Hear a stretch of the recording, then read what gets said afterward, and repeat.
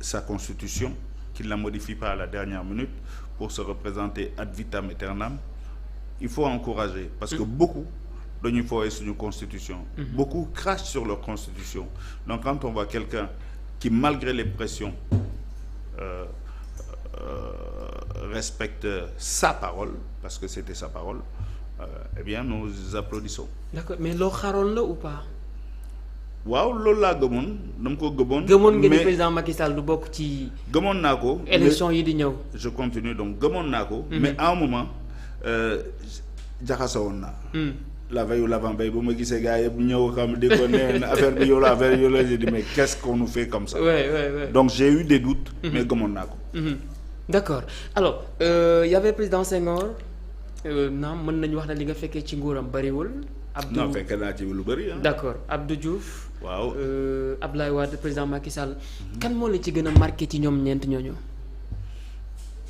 Écoute, chacun te marque pour une chose différente. Et j'ai pas envie de. maanaam ci ambition ak principe yoo xam ne gis nga ko ci ñoom comme ni ngay gisee à chaque fois Nelson Mandela wala Thomas Sankara. Non, pour le moment, je ne veux pas me prononcer sur cette question parce qu'on est tellement dans quelque chose. dinaa la fekk Paris nga tontu ma. waaw, on n'a qu'à prendre le temps, mais je pense que chacun d'eux a fait ce qu'il a pu avec les moyens qu'il a eu. Et chacun d'eux a du mérite, wax dëgg yàlla. Xam nga, maintenant on est à l'échelle de l'histoire, il faut avoir le recul historique pour pouvoir parler de ça.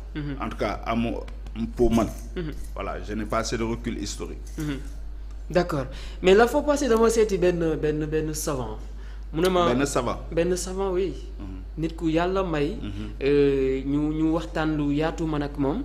li ma xamal moom mooy am na benn émeute bu amoon je pense que c'était en Russie ou bien en France. nee na ma ba ñu bëggee c'est-à-dire ñu ñëwaat à la normale comment il s'appelle encore le reggaeman.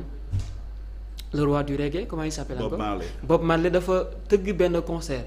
boo ñaari camp yëpp loolu Jamaïque la One Love Peace concert. D'accord léegi les Sénégalais se posent la question lan moo tax Sénégal amut loolu. les One Love. Oui. On a voulu le faire. Beaucoup de gens ont voulu le faire.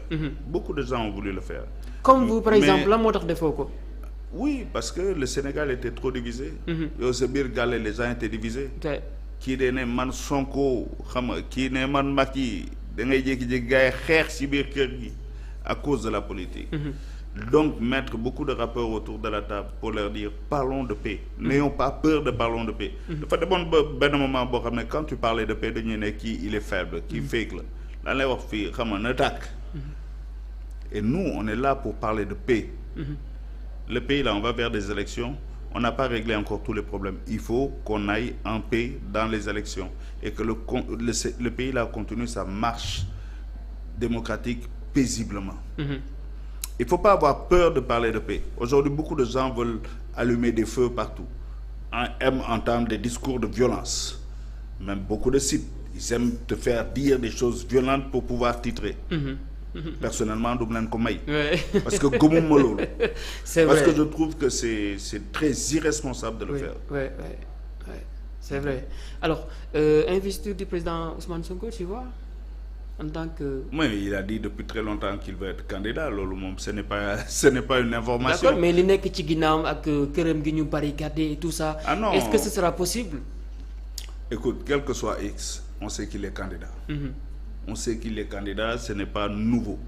On espère que nos élections-là seront inclusives et que pour man, puisque nous avons une dynamique de paix, qui peut le plus peut le moins. Ouais. Si on peut réfléchir, si nous avons un cas Khalifa, nous avons un cas Karim Wade, on a dans une même dynamique de paix le cas Ousmane Sonko. Le cas contraire? Le cas contraire, je ne suis pas un devin, je ne suis pas savant comme ton ami. Mais hypothèse le rek en fait. Non mais vu que Sénégal moom tout est possible. L'hypothèse demande à ton ami. Man je n'ai pas d'hypothèse. ëllëg su ma demee feneen dama naan keroog bu ma toogee ak savant bi awati lii la ma wax léegi yow lan nga ci xalaat. waaw dama ci savant bi nga laaj ko man je peux pas faire des hypothèses et des plans sur la comète. Non mais dañuy ñaan yàlla et je pense que c'est le devoir de chaque Sénégalais. D'accord mais Awadi tu trouves pas que Sénégal gu ndaw gi plus de 36 candidats nar a présenté wu. non il y a beaucoup plus de candidats. waaw il y en a beaucoup plus. oui. mais ku ci nekk wuy ma am nga droit am ses ambitions wuy ma am. mais nga toog suruxu ko xam ne carrément yow yaa ngi dem. mais doo non lu ci bëri xam nañ ne du ñu am dara. xam nga mais bon da ngay signaler wu comme ça gars yi wala suñ la mënee compal aussi ñu compal la. am na ñu ci bëri loolu moo leen fa yóbbu. mais tout le monde a le droit de dire man je vais être président. yow sax su la neexee ne dem bëgg naa nekk président. mais après wuy ma parrainage yaa ngi ñëw. bés boobu. bés booba. bu boobaa dinañ xam kan moo mën a nekk président. ñu bëri am nañ droit am nañ sañ-sañu ne bëgg naa nekk président mais nag bëgg ko mën ko nekk c'est deux choses différentes. waaw lii dina ma xaw a jaaxal nag mooy beaucoup de gens comparent Ousmane Sonko à Thomas Sankara. waaw beaucoup de gens ont le droit de le comparer à Thomas Sankara. Parce que c'est la jeunesse, parce que c'est une certaine fougue, parce que c'est des idées de gauche. Oui, il y a beaucoup de moments où on peut retrouver des similitudes. En tout cas, dans déjà habillage bi. Il y a quelque chose et Sonko nous montre clairement qu'il aime bien Thomas Sankara et ça aussi c'est quelque chose de bien. D'accord, revenons un petit peu au niveau de la culture gis nañu des fois pour les artistes tëgg concert dañuy am problème xawma ci ministère de la culture la xamuñu fan la exactement qu'est-ce qui ne va pas ba yenn ci spectacle yi léegi gisatuñ ko. non temps yi moom pourquoi amul spectacle c'est parce que la situation du pays ça fait que yow sa xol sax du la may ngay def ay concert tu vois dëkk bi mënul yëngatu comme ça et puis yow nga ne non kaay lañ ñu dem fecc quelque part c'est un peu indécent donc c'est pour ça que beaucoup de gens génnewuñu seen clip beaucoup de gens defuñu seen concert beaucoup de gens annulé nañ beaucoup d'organisateurs aussi annulé nañ parce que personne dans des cas comme ça où le pays n'est pas stable où le pays où xol yi ànduñu balaa ngay concert xol yi ànd xam nga ambiance bi neex mais instant bi ambiance bi neexu xol yi ànd ñu donc c'est pas très agréable pour le moment mais je pense que ça va revenir. D'accord. Bonne relation nga am ak yeneen artistes yi. Avec beaucoup d'artistes on s'entend très bien il y en a aussi avec qui on se connaît pas trop mais en règle générale ça va très très bien avec la plupart. Mais am na koo xam ne nii daal ba yaa ngi koy bàyyi xel à chaque fois. Non, il y a personne, je ne fais pas de fixation. Gis nañu nga ànd ak Vigie xaw ma. Vigie waaw ñoo àndoon Mauritanie kooku moom dama ko fan parce que phénomène la. Parce que voilà il s'est fait pratiquement seul avec son équipe xam nga et puis ils arrivent sans faire de promo xam nga dans les médias à avoir un buzz énorme mais gars dañ ko bëgg Mauritanie tu vois. Et ça fait plaisir quoi xam nga kooku sama doom sax ku mag tu vois donc et ça m'a fait plaisir de voir que écoute.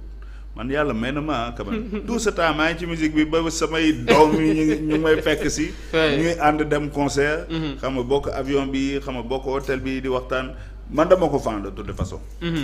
lan nga gis ci moom potentiel. Non, j'ai vu que c'est quelqu'un qui est bien fait dans sa tête c'est un gamin très intelligent.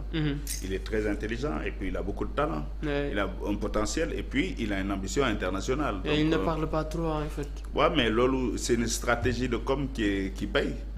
Il a une communauté, il est fort dans le digital, il sait entretenir et sa communauté. Il est fort en digital. Par exemple, moi, je suis nul dans le digital. Donc, il est fort. Chapeau. One love. Big up. D'accord. Merci, Awadi. Ça a été vraiment un plaisir de nous recevoir. Ça me fait vraiment plaisir d'être venu chez vous. Mais album, il y a un morceau qui m'a frappé. Le titre de l'album, Quand on refuse, on dit non. On dit non. Wow. J'invite tout le monde à aller voir, le clip est déjà sur YouTube. Allez le voir et vous comprendrez fan lay waxee. D'accord. Avant ñuy terminer, bëgg nañ nga lancer benn message à travers I Have a Dream Yes We Can benn message booy lancer jeunes yi pour ñu toog ci réew mi jëriñoo réew mi en même temps jëriñaal réew mi bañ a jël gaal naam réew mi métti na pour joindre les deux bouts des fois ça pose problème nga lancer benn message à travers Yes We Can. À travers Yes We Can, écoute, notre avenir c'est ici, c'est maintenant. Et l'Afrique, ce n'est pas le futur, c'est maintenant. On peut y arriver si on y croit. Obama l'a bien dit, Yes We Can, it's now, et c'est maintenant, et c'est à vous de jouer. faut prendre ses responsabilités. Personne ne construira ce continent à notre place. Et l'avenir de demain? L'avenir de demain. L'avenir de demain, c'est une phrase spéciale que tu viens de prononcer. L'avenir, c'est nous. L'avenir, c'est toi. Il faut croire en soi. Nous, notre génération, si le seul mérite qu'on a eu, c'est de croire en nous. Quand on a dit génération bul faale, c'était ça. dañu gëm suñu bopp faale wu ñu kenn mënuñu stoppé dañuy dem gëmal sa bopp. Merci Awadi. Merci mon frère. Ça a été vraiment un plaisir. C'est moi. Merci Abdou. Merci beaucoup à toutes et à tous. Merci aussi à Mohamed, Zeyna. Merci aussi à Bachir, Fatima, Zahra. Merci à toutes et à tous. dinañu àndaat ak Awadi certainement France lañ koy fekk ndax yaa ngi waajal ay tournée. Non am na Kinshasa y a beaucoup d'autres dates y a les États-Unis Sénégal gi nag amul. Sénégal waa ñu ngi koy pare nag ñu ngi koy togg bëgg naa def tournée mais vraiment il faut que dëkk bi xam nga affaire ne selaw xam nga neex xol yi ànd xam nga. ñu toj fi incha allah. D'accord merci beaucoup. Merci mon frère. Merci à toutes et à tous ça a été vraiment un plaisir ñu recevoir ki nga xam ne moom mooy DJ Awadi. moom nag mu doon def ñu décortique ci album bi nga xam ne génn na ko waaye itam doon waxtaan un petit peu ci situation politique bi sociale économique ak lu mu mën di doon merci à toutes et à tous Sans Limites TV votre site d'information.